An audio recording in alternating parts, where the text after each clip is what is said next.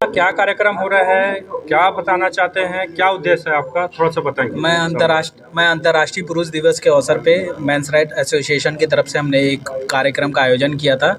इसमें पुरुषों को होने वाली प्रोस्टेट कैंसर से रिलेटेड एक जो समस्या होती है उसके लिए मनाया जाता है अंतर्राष्ट्रीय पुरुष दिवस। उस पे चर्चा हुई, मेंटल हेल्थ पे चर्चा हुई पुरुषों के। और जो है लोकतंत्र में जिस तरीके से बदलाव हुआ है, वोट को ख़रीदा जा रहा है, इससे एक ऑटोक्रेसी का निर्माण हो रहा है और लोकतंत्र जो है महिलावादी होते जा रही है, उस गंभीर विषय पे हमने चर्चा किया। फिर पेरेंटल एलिनेशन जो होता है बच्चों के बीच में, या फॉल्स केसेस जो लगाए जाते हैं पुरुषों के विरुद्ध और उस पे कोई रोकथाम नहीं हो रहा है, उस विषय पे भी हमने चर्चा किया। तो यहाँ पे एक जो विषय था, पुरुष को कैसे इन समस्याओं से समाधान मिले और कैसे वो आगे बढ़ें इन चीज़ों से, इसके लिए यहाँ पे एक आयोजन किया गया था।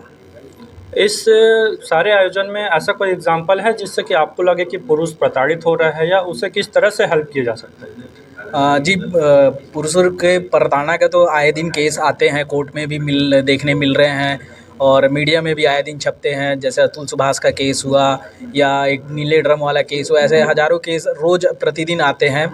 और प्रताड़ना से रिलेटेड हमारा नेशनल हेल्पलाइन नंबर है 8882498498। उस पे कॉल आते हैं, हर रोज़ हज़ारों पुरुषों का कॉल आता है कि हमारे साथ इस तरीके की प्रताड़ना और ये फॉल्स केसेस हमारे खिलाफ़ इस्तेमाल किए जा रहे हैं। तो उसके लिए हमारी संस्था जो है कार्य करती है। पूरे देश भर में 45 से अधिक संस्थाएं काम करती हैं। उनमें से एक भिलाई चैप्टर भी है, रायपुर भी एक चैप्टर है, बिलासपुर में भी एक चैप्टर काम करता है। और उसमें हम जो है लोगों को काउंसलिंग करते हैं और उनकी समस्याओं का निराकरण करते हैं। जैसे कि प्रमोद जी ने बताया कि पुरुषों के लिए किस तरह से इनकी संस्था काम करती है, आपको भी अगर लगता है कि आप प्रताड़ित हैं तो इनके बताए हुए नंबरों पे कॉल कर सकते हैं और अपनी समस्या का समाधान कर सकते हैं। जय जोहार, जय छत्तीसगढ़। जाते हैं तो कैसे जेंडर डिस्क्रिमिनेशन भी झेलने को मिलता है। फिर सुनवाई के लिए अगर डेट भी लेनी है ना, तो पहले ये देखा जाता है कि वो बेचारी महिला है, वो बच्चों का वो अपने पास रखी हुई है, तो टूल्स है डेट लेने के लिए, टूल्स पैसा इसे देने के लिए, जो सिर्फ मेरा ही नहीं बल्कि हम सभी की जिंदगी से जुड़ा हुआ है।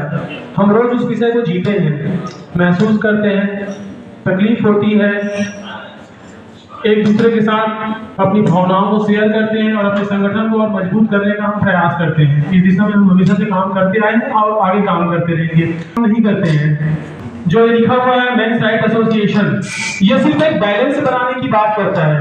कैसे जो महिलाओं के लिए जो बने हुए कानून है उसका जो दुरुपयोग हो रहा है, उस दुरुपयोग की वजह से कई लोगों की जिंदगी खत्म हो रही है, खराब हो रही है, स्पॉइल हो रही है। हम चाहते हैं कानून में सिर्फ एक बैलेंस बने, महिलाओं को उनके अधिकार मिले, वो उनके हक हैं वो प्राप्त हो। हम भी महिलाओं का सम्मान करते हैं, लेकिन उसकी आड़ में अगर हमारे ऊपर में कोई जाति होती है कानून के द्वारा, समाज के द्वारा, तो हम उसके विरोध में काम करते हैं। और यही हमारी संस्था का मोटो है, मेंस राइट एसोसिएशन। तो ज्यादातर विचार था कि संयुक्त परिवार ज्यादा अच्छा है। तो जब बेटी लाने का समय होता है तो हम सोचते हैं कि संयुक्त परिवार से आए, और जब बेटी देने का समय होता है तो हम सोचते हैं एकल परिवार में से।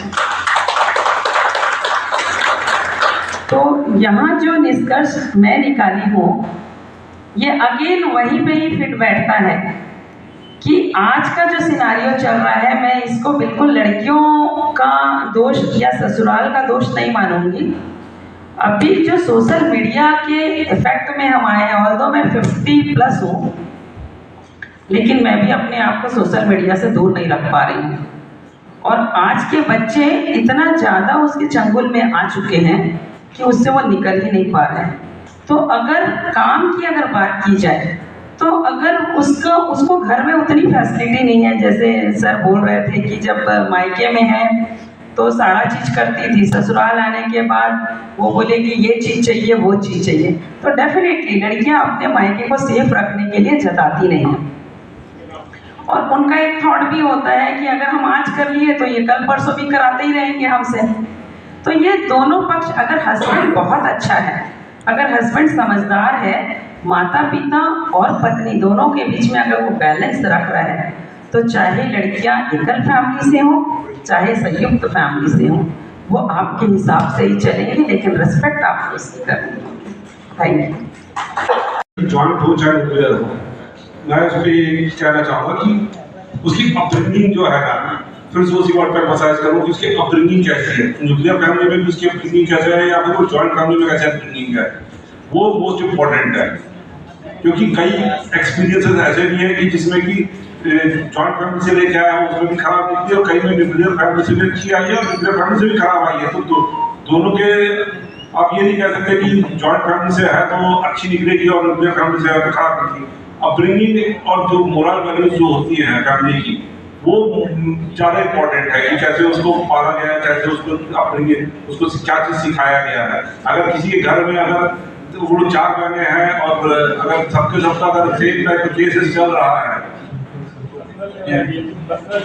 मैं यहाँ पे ऐड करना चाहता हूँ कि जब कोई एक लड़का और एक लड़की का को देखता है, ठीक है, और वो मैंने कई बार जो है कंबाइंड जॉइंट फैमिली घर में बोलते सुना गया है कि बेटी जब अपने घर जाएगी तो काम जो काम यहाँ नहीं कर पा रही है, जो जिस तरह से यहाँ नहीं रह पा रही है, अपने पति के साथ करना है।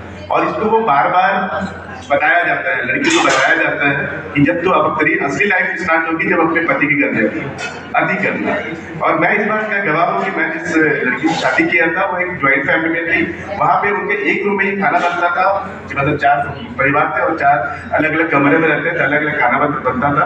और जब मेरा घर मिला तो उसने ये कहा कि मैं तो इसलिए आपसे शादी करी कि आप मैं अपने पति के पास जाके जो मुझे करना है वो मैं करूँगी, जो अभी तक नहीं कर पाई वो मैं करना चाहता हूँ। तो इसलिए मेरा इस मामले में है कि ज्वाइंट फैमिली और न्यूक्लियर फैमिली ज़्यादा मैटर नहीं करता है कि आप क्या मतलब लड़की कैसी है और लड़की की मानसिकता कैसी है, उस पर ज़्यादा असर है।